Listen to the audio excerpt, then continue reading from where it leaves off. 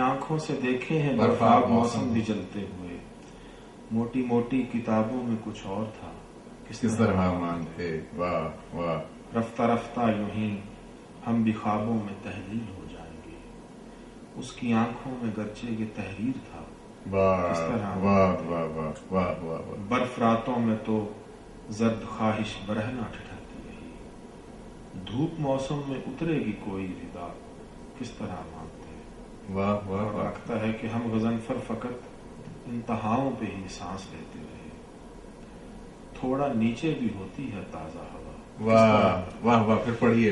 ہم غضنفر فقط انتہاؤں پہ ہی سانس لیتے رہے، تھوڑا نیچے بھی ہوتی ہے تازہ. واہ واہ واہ. کس طرح مانتے. یہ چھپی تھی 1987.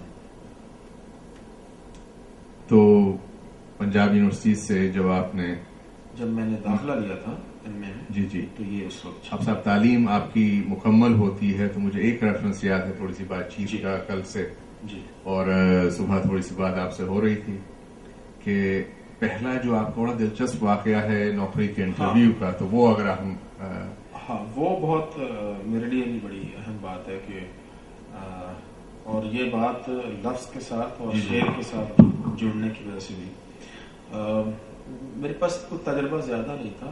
میں جاب کر رہا تھا ایک اخبار میں اور مجھے 2-3 سال ہوئے تھے کام کرتے ہوئے. تو ایک وفاقی وزارت میں ایک سینئر انفارمیشن آفیسر کی ملازمت آئی اور میں انٹرویو دینے گیا.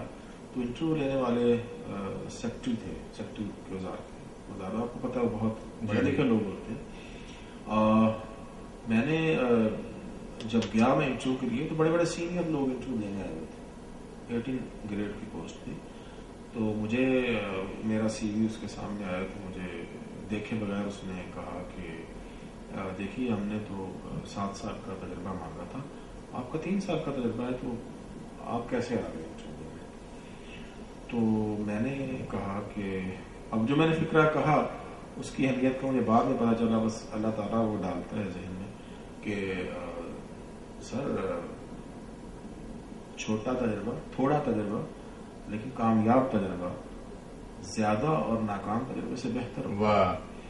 پھر انہوں نے سیکرٹری صاحب نے مجھے میری آنکھ اوپر دیکھا اور انٹرویو شروع کر دیا، ورنہ وہ انٹرویو لینے والے نہیں تھے. صاحب اس جملے کے بعد تو بہت کچھ ممکن تھا.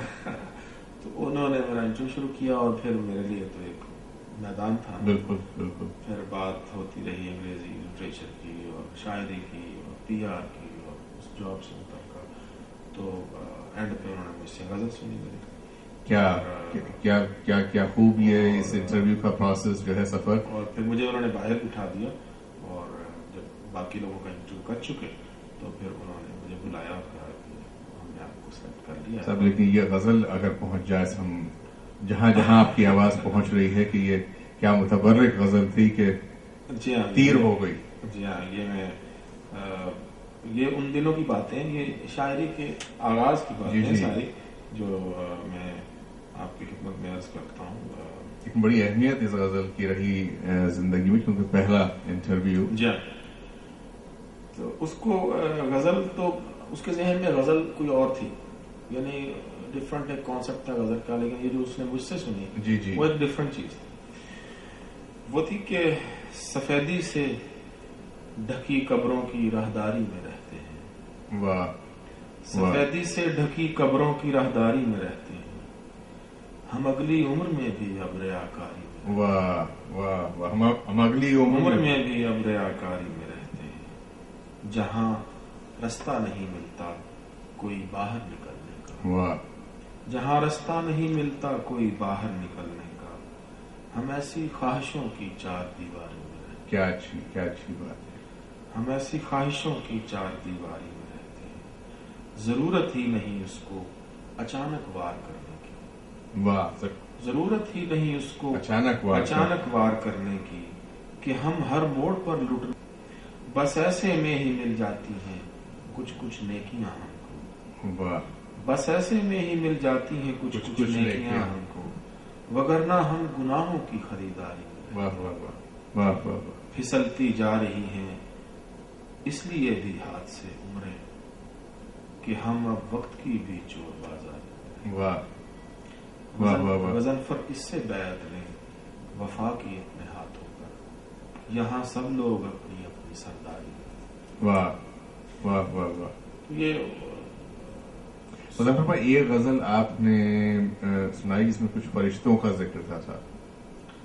ہاں وہ میں نے بالکل، میرے خیال میں وہ غزل بھی یا اس کا ایک دو شعر آپ نے سنائے تھے اس انٹرویو میں. بالکل بالکل. ہاں میں چاہوں گا کہ جی وہ بھی، کیونکہ یہ واقعہ ایسا ذہن نشین ہو گیا صبح سے کہ میں چاہوں گا کہ وہ بھی ہمارے ناظرین تک اور آپ کے گھر والوں تک پہنچے کہ دیکھیے فرشتے کہاں امداد کو آئے آپ کی. کہ جب انٹرویو کرنے والا آپ سے یہ کہہ رہا تھا کہ 4 سال کم ہیں. جی میں ہاں بالکل آپ نے اچھا یاد کرایا. میں نے اور آپ نے غزل بھی اسی ریفرنس سے سنائی اور اللہ نے امداد بھی کی. وہ تھی کہ کبھی جو پاؤں انا کے اکھڑنے لگتے ہیں، واہ، کبھی جو پاؤں انا کے اکھڑنے لگتے ہیں، میری مدد کو فرشتے اترنے. واہ واہ واہ صاحب، واہ واہ. کبھی جو پاؤں انا کے اکھڑنے لگتے ہیں، میری مدد کو فرشتے اترنے لگتے ہیں. جو چھپ کے کرتا ہوں سجدے ریا سے بچنے کو، واہ، جو چھپ کے کرتا ہوں سجدے ریا سے بچنے کو، تو میرے ماتھے پہ محراب بننے لگتے ہیں. واہ واہ واہ واہ واہ. تو میرے ماتھے پہ محراب بننے لگتے ہیں. میں ایسے شہر کا والی ہوں جس کے سارے مکین بٹھا کے تخت پہ شاہوں سے جلنے لگتے. واہ واہ واہ واہ. اور اگر میں حرف صداقت زبان پہ لا نہ سکوں تو میری روح میں جھکڑ سے چلے. واہ واہ واہ. حدود وقت غضنفر عبور کیسے کروں، میں آگے جاؤں تو پر میرے جلے. پھر پڑھیے. حدود وقت غضنفر عبور کیسے کروں، میں آگے جاؤں تو پر میرے جلے. کیا سچی آپ نے انہیں غزل سنائی اور کیا اچھے شعر. اور خدا بند تعالیٰ نے دیکھیے کہ سچ کر دکھایا. مدد فرمائیے اللہ تعالیٰ. جو آپ نے کہا وہی کر بھی دکھایا. بالکل کہ آپ کو انہوں نے انٹرویو کے فوراً بعد کہا کہ بھائی یہ نوکری. یہ حیرت انگیز واقعہ تھا. اور یہ وہ دور تھا جب سفارشوں سے لوگ نوکریاں لیتے تھے، لیکن یہ بھی ہوا. یہ سب سفارش تو آپ کی بھی تھی لیکن بہت اونچی سفارش تھی جو اس سے تو انکار نہیں ہو. یہ بتائیے کہ یہ انگریزی ادب میں ماسٹرز اور آپ نے خدمت شروع کی اردو ادب کی.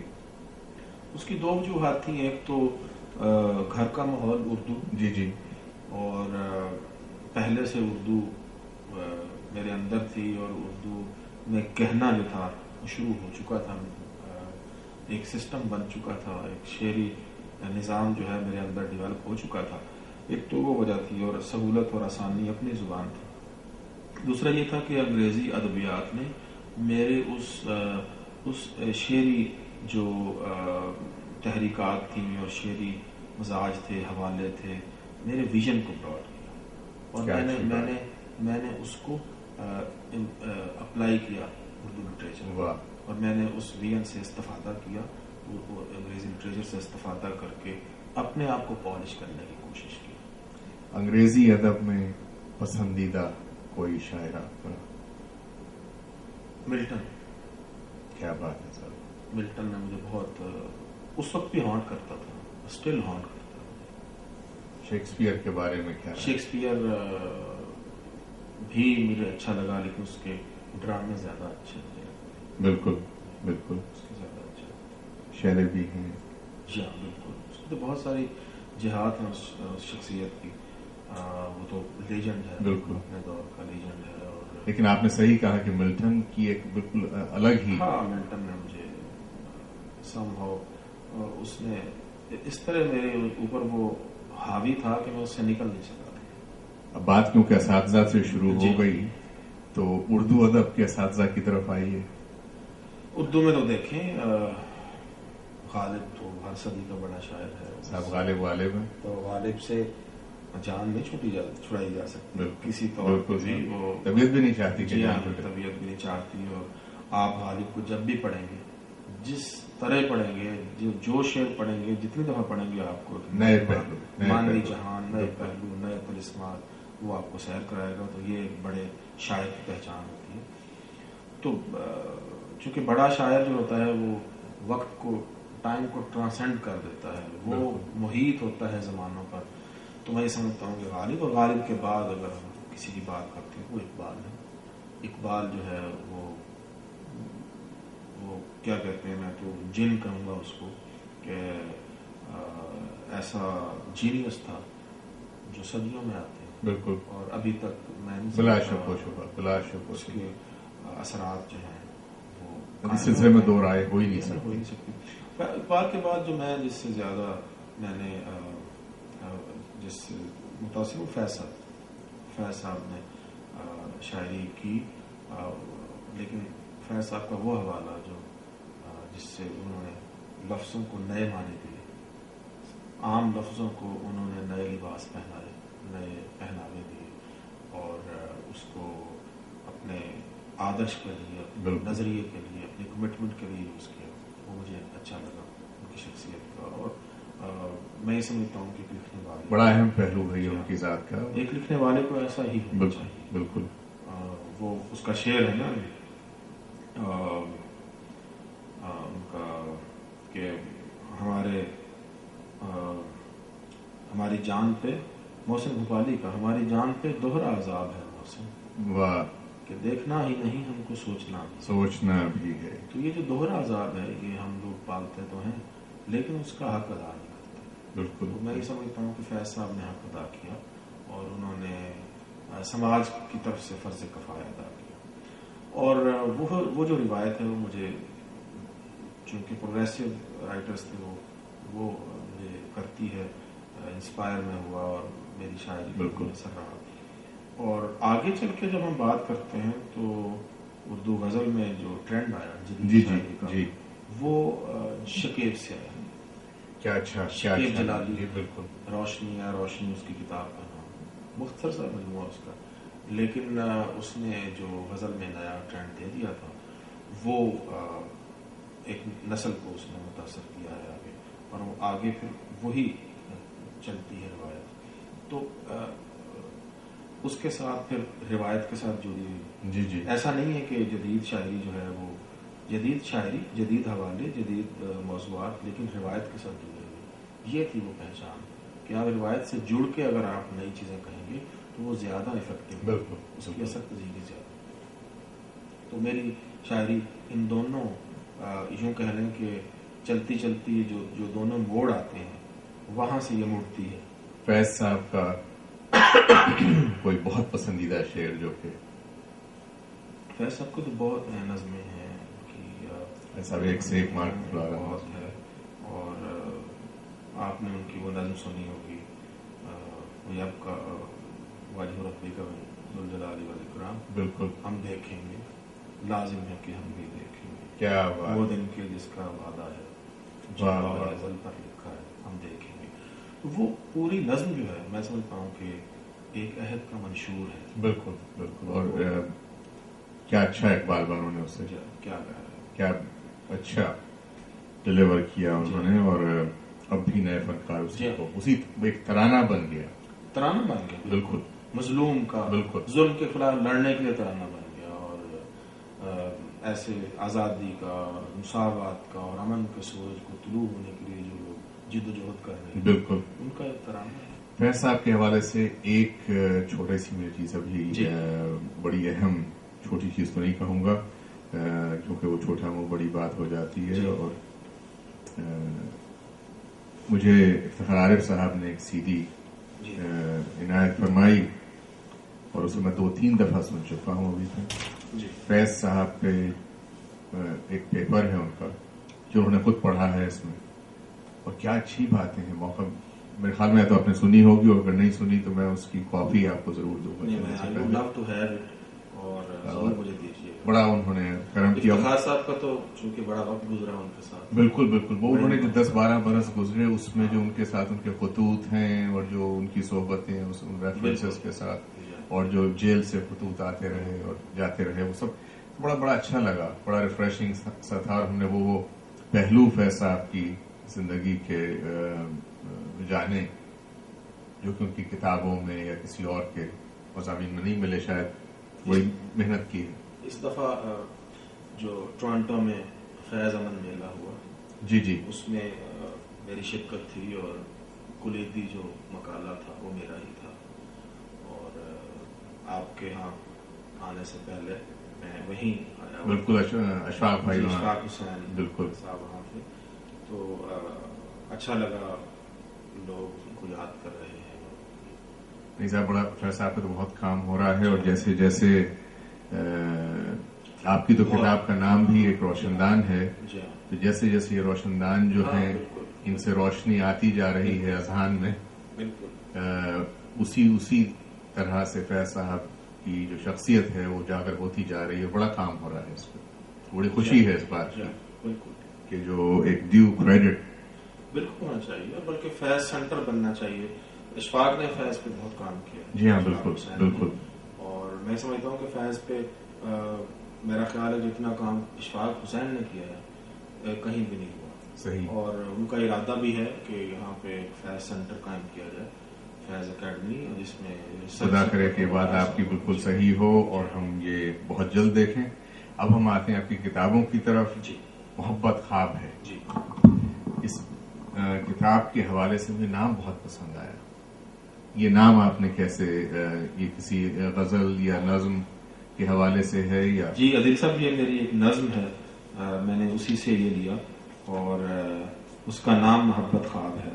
کیا تو ہم چاہیں گے؟ میں بالکل میں عرض کرتا ہوں. جی، محبت خواب ہے اور خواب میں رہنا کسے اچھا نہیں لگتا. واہ واہ. محبت خواب ہے اور خواب میں رہنا کسے اچھا نہیں لگتا. محبت رنگ ہے اور رنگ میں بہنا عجب طرز مسافت. واہ واہ واہ. کہ آنکھیں وقت کے ملبے تلے بجھتی ہوئی سانسوں کی ٹھنڈی راکھ میں بھی زندگی تخلیق کرتی ہے. واہ. محبت درد ہے اور درد میں گوندی ہوئی تحریر کا چہرہ زمانوں کی ردائے دودھ میں لپٹے ہوئے معدوم بے چہرہ سحر نہ آشنا آدرش کے انبوہ میں بھی روشنی کا استعارہ ہے. واہ واہ واہ. محبت یاد ہے اور یاد کے بے انت بے ہنگم جزیروں پر اترنا کس قدر کار خوشائند ہے کہ یہ عمر رواں شام عدم آباد میں اندیشہ سود و زیاں کے رقص میں بھی آس کے سورج اگاتی ہے. واہ واہ. مگر یہ خواب خوشائند میری اس عمر بے مایا کی تلخی سے گھر آیا، میری آنکھوں میں اپنا گھر بنانے سے نہ جانے کہ ابھی پہلو بچاتا. کیا خوبصورت نظم ہے، اور کیا اچھا کیا آپ نے کہ اسی کو مجھے اچھا ٹائٹل بنایا کتاب کا اپنے. اس کتاب محبت خواب ہے کی پسندیدہ نظم تو ہو گئی، تو ایک اس میں سے جو آپ شاعر کے لیے بڑی مشکل بات ہے، کوئی اس کے لیے تو ساری چیزیں اپنی اولادوں کی طرح ہوتی ہیں. آپ کی تخلیق ہے، لیکن چلے میں آپ کو سنایا دیتا ہوں. جی. سخن کا لہجہ گمان خانے میں رہ گیا. واہ واہ. سخن کا لہجہ گمان خانے میں رہ گیا ہے، میرا زمانہ کسی زمانے میں رہ گیا ہے. میرا زمانہ کسی زمانے میں رہ گیا ہے، جو تجھ کو جانا ہے اس اندھیرے میں ہی چلا جا. جو تجھ کو جانا ہے اس اندھیرے میں ہی چلا جا. بس ایک لمحہ دیا جلانے میں رہ گیا. واہ واہ واہ. بس ایک لمحہ اس پہلو پہ بڑے شعر لکھے گئے، لیکن آپ نے اسے نئی زندگی دی. جو تجھ کو جانا ہے اس اندھیرے میں ہی چلا جا. بس ایک لمحہ دیا جلانے میں. واہ واہ واہ. ابھی تہی دست مجھ کو مت جان اے زمانے، ابھی تہی دست مجھ کو مت جان اے زمانے، کہ ایک آنسو میرے خزانے میں. واہ واہ واہ واہ. کبھی جو حکم سفر ہوا تو کھلا ہی مجھ پر، کبھی جو حکم سفر ہوا تو کھلا ہی مجھ پر، جو پر سلامت تھا آشیانے میں. واہ. عجب طرح کا ادھورا پن ہے میرے بیان میں، عجب طرح کا ادھورا پن ہے میرے بیان